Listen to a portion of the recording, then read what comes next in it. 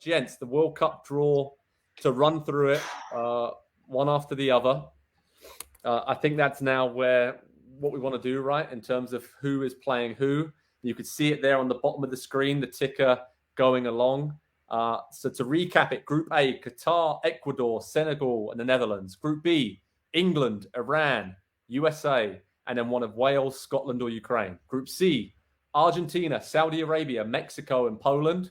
Group D, France, and then one of the international playoffs, which I believe was, let me get this right. I want to get it right. Okay. That's the UAE, Australia, or Peru.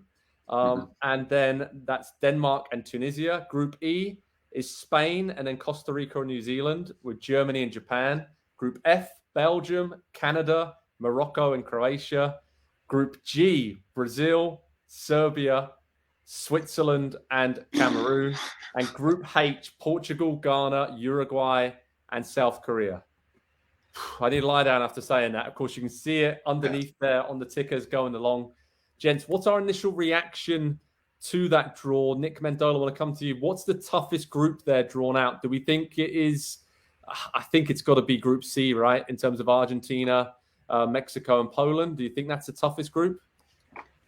Oh, boy.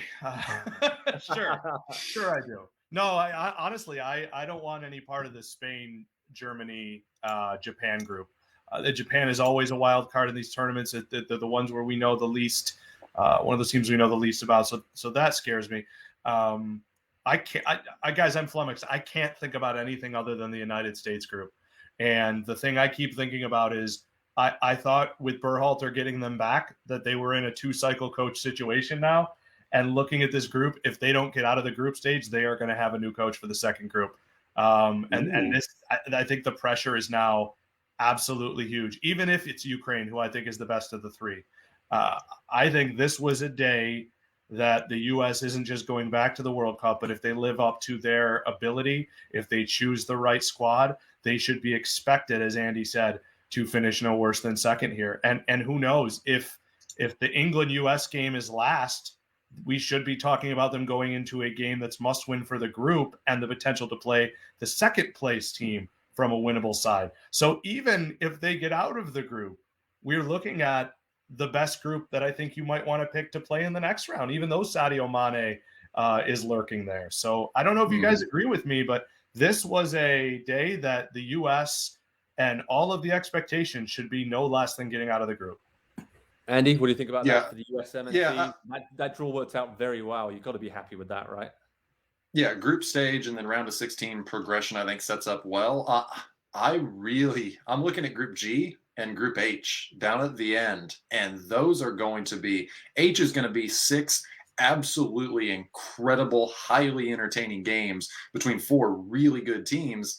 And then Group G is going to be 6 really, really tough, dogged defensive affairs between some teams that are probably not good enough to beat Brazil, but teams that play in a way and have history of playing together in a way that will be very difficult for Brazil, I think, to break them down and to beat them. And so Brazil might come out of the group stage looking like the least impressive of all the giants in this tournament, but they might actually be the best prepared, the best steeled to steal a phrase from Nick from earlier. He got it out a little better than I did.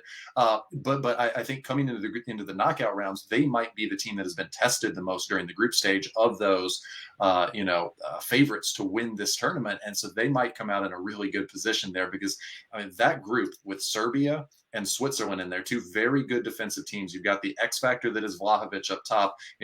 He's just gone to Juventus as if he didn't move in the middle of the season and has just continued to do what he was doing before. And Cameroon, I think, a very, very sneaky, underrated team that's going to get in there and cause some trouble as well. So Group G and Group H, I am so glad. And you replace any of those teams with the U.S. and it probably looks like a group of death to us. And so to have avoided that, and I know I said Portugal earlier before I knew the rest of the group, but to have avoided that, I'm very, very happy for the U.S. men's national team. And Nick, how do we think in terms of the opinion of the favourite for the World Cup? Has that changed at all with this draw? Are we looking at the likes of Argentina being in a pretty tough group, or Spain, Germany, England? Who are we looking at here? Brazil, obviously, you've got some tough tough teams there to face off. Have we changed our opinion on who the favorites are to win the 2022 World Cup? No, not really. I think Brazil's group is really tough, but I do think they're that good. France, to me, has as good a chance to come back and win back-to-back World Cups as we've seen in a long, long, long time.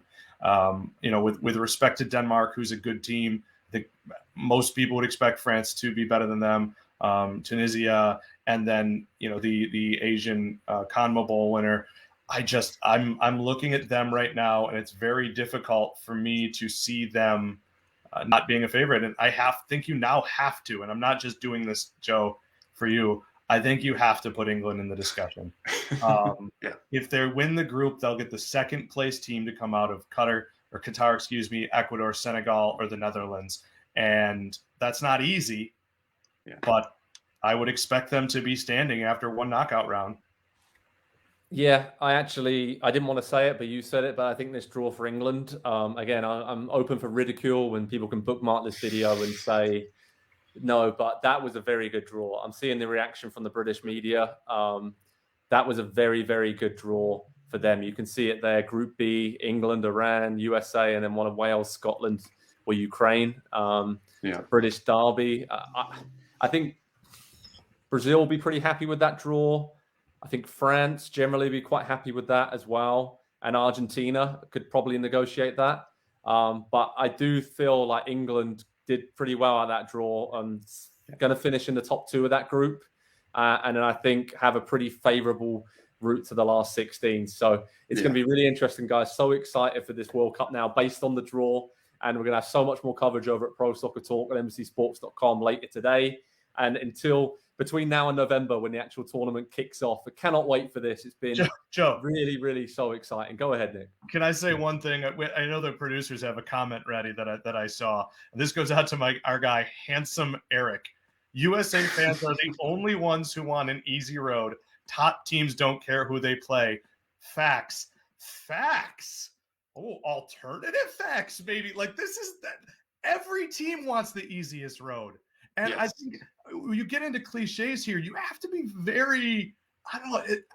I am a stubborn person. And I always, to be the best, you got to want to beat the best. Yeah, if they're in your way. But if you can put me in the final today, I'd rather be cold and just have one game to win. I cannot. Sometimes a comment just leaps out you. And Handsome Eric, I like that you use the K at the end. I think maybe we could have a good conversation over a beer. But the all caps facts is too much for me. There's a lot of facts flying around right now with this World Cup draw, but the fact is it's done. It's in the books, and we can now look forward to it in November.